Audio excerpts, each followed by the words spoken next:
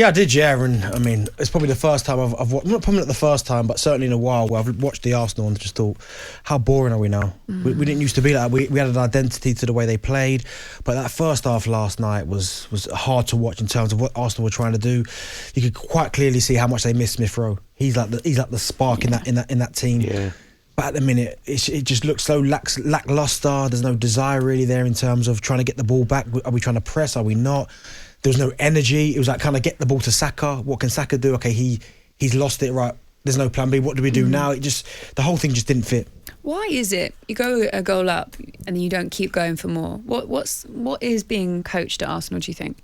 I don't know, because you think, I mean, you look at, again, you can't even compare the two, but you look at, take for instance Jurgen Klopp, you can quite clearly see when Liverpool go one up, they're trying to get 2, 3, 4, 5, they're just relentless. It's almost like Arsenal don't kind of trust where they are at the minute in terms of they go one up, which is the hard part, get themselves in front, and it's almost like, what do we do now? Are we good enough to go on and win this game, or do we sit off? What do we do? And you have to say Arsenal got fortunate that result was only 2-1. I know Nketiah with the header missed it, but for Charleston, I mean, one of the offsides was, come on. When so many I thought they were getting rid of raging, wouldn't you? Yeah, the toenail one. The first one, I get it. There was a bit of daylight, but the one where it was the second one, I think that was the one where you go, come on, just give him the benefit of the doubt. It was coming though, wasn't it? Continually, it was coming in terms of the pressure that they were putting on Arsenal.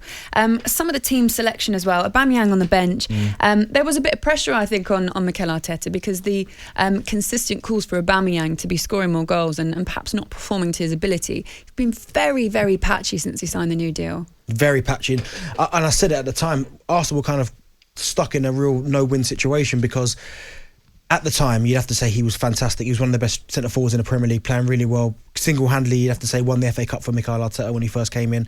But as you said, they started off the following season. I think the first game was Fulham, was fantastic, scored a good goal, got the contract, and he's been a shadow of himself. And I said it's like the Ozil situation all over again. Yeah. We've got an overage player. He's not old, but he's getting on in age that we can't get rid of, and it's on really high wages. So what do we do? And I can understand Mikel Arteta as well, but when you've got a centre forward like Aubameyang, I was always one that said, you've got to play him. You've got to keep playing him, because he's your best goal scorer. You've got to find a way of just keep playing him and he'll get the goals.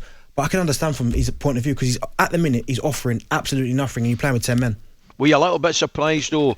I was a little bit surprised with the substitutions, I've got to say, Benny. I mean, particularly Tierney and Tavares. However, bringing Nketiah on before Aubameyang was another one that thought... And you're spot on, by the way. I think Nketiah should have scored his header, and Aubameyang's had a chance literally with the last kick of the ball. Yeah, absolutely. The substitutions, I mean, Tierney was fantastic last night.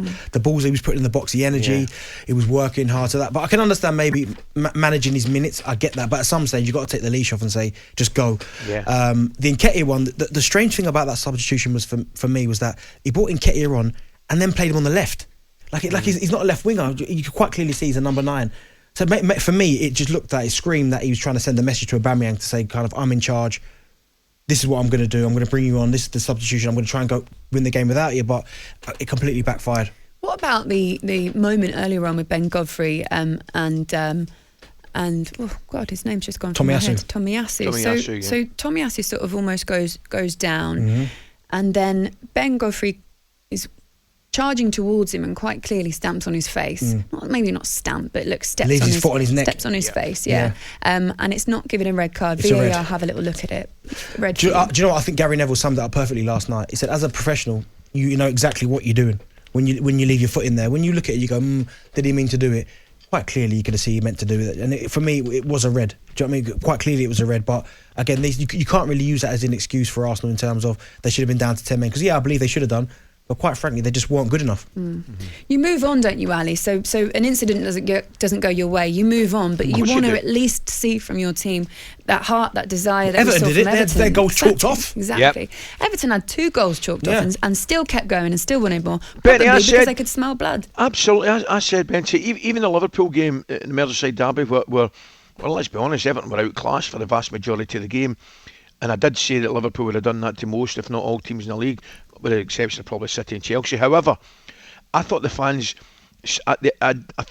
stayed with the team. I really did, and I thought they got their rewards last night, because it'd have been easy for the Richarlison in particular to say, "Oh, no, another one. It's not going to be my night." But they didn't. They rolled up the sleeves and they kept going. And I know it's an old adage, but they certainly wanted to win that game more than the opposition. And I think they got their just rewards last night, Everton. Absolutely, Ali. And do you know what it was as well? It was almost like, if Everton are playing somebody, say they're playing, I don't know, maybe out of context, Chelsea, Liverpool, Manchester City, maybe they think, well, we're not going to get anything out of this. Like, once the first one's been chalked up for that, well, that's our opportunity. But it's almost like they're playing Arsenal. And I've said this before, Ali, I don't know how many times. On any given day, any other team in the Premier League can beat Arsenal. Yeah. Because they're just not hard to play against. They're too open at times, there's no communication. If Norwich turn up, who are rock bottom on Newcastle, and they pull it together, they on any given day could beat Arsenal. For the Evertonians, the crowd in there were amazing. Even though there was a protest early on, wasn't there? Fans leaving the stadium, but to have that support at Goodison as well, which is a volatile place to come to for any away side, makes a massive difference. Well, it makes no sense, because first and foremost, Rafa went there with one hand tied behind his back. He spent 1.7 million, by the way. That looks like the bargain of the century, Absolutely. by the way. So what does he expect to do? He signed Rondon, which I understand, because he knows him him everywhere. he knows him as well, so he trusts him, because he's thinking, I've got no money to spend. Gets Andros on a free, gets Demarai Gray for 1.7 million. That's a fantastic bit of management. And someone asked me yesterday, do I think Everton will get drawn into the relegation battle? I said, absolutely not. Not with Rafa in charge, no chance. Also, he's lost Dominic Calvert-Lewin for Correct. a long period of time. He didn't have Richarlison as well. He probably didn't want to. Yeah, he probably didn't want to rely on Rondon as much as he did. Then Rondon picks up an injury as well. So it's always worth giving a bit of balance. But I mean, at times the way that it's changed for Rafa, I mean, you can't ignore where they are in the table. But like you say, Darren, when you can perform like you did last night, you're not concerned about them, are you? But is he going to win the fans back that he didn't have in the first place? Yeah, because as you said there, I mean, listen, you take at any given time 5 of your best players out of any team. Unless you're Manchester City or Chelsea, you're going to struggle. You know, Calvert-Lewin at the time was firing on all cylinders. He was gone. Decore was a top midfielder. Yep. He was out for a while. Yerry Mina, I think they've spent time without Luca Digne. Do you know what I mean? Richarlison spent time out. That's five players out of your team that's not there. You mentioned there Luca Digne. So this one interests me because he wasn't injured and he wasn't in the squad, and you just wonder whether or not. I was listening to the interview post-match that Pat Davidson did for Sky, and he was asking whether or not there is a problem there. And Rafa basically said, look, there's no falling out. Ben Godfrey's a good player, and we have to get the best of him. So he was almost sort of deflecting there, but not really a clear reasoning for why Luca Digne is not there. No. Is there a problem there? That's the question that was put to him. He said no. Well, I'll tell you what there is. There's a big problem for Lucas Digne now, because that's the best Everton have played in a long time, and he wasn't playing. That's the problem. Everton don't have the problem. Rafa doesn't have the problem. The problem is all of a sudden Lucas Digne's got to fight his way back into that team. That's so. You know what it's like as a manager and a coach. You make decisions, and it is our job to question those decisions. But that one, for example, it's very difficult to say. Rafa's made a decision there, and I know he should have been sent off. 100%, he should have been sent off.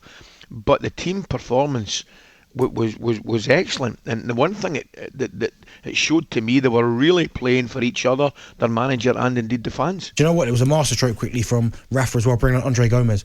He settled him down in the middle of the park. He shows such composure when he got on the ball. He is a good player. He's a good player. Maybe like getting around the pitch is maybe his issue, but he has had big injuries. But last night I thought he was brilliant when he came on. Okay, guys, lots more to discuss. 8 10 89 if you want to text us and have your say about Arsenal's performance last night. talkSPORT Breakfast with Laura Woods, Monday to Wednesday mornings 6 till 10 on AM, on DAB, via the talkSPORT app and on your smart speaker. talkSPORT.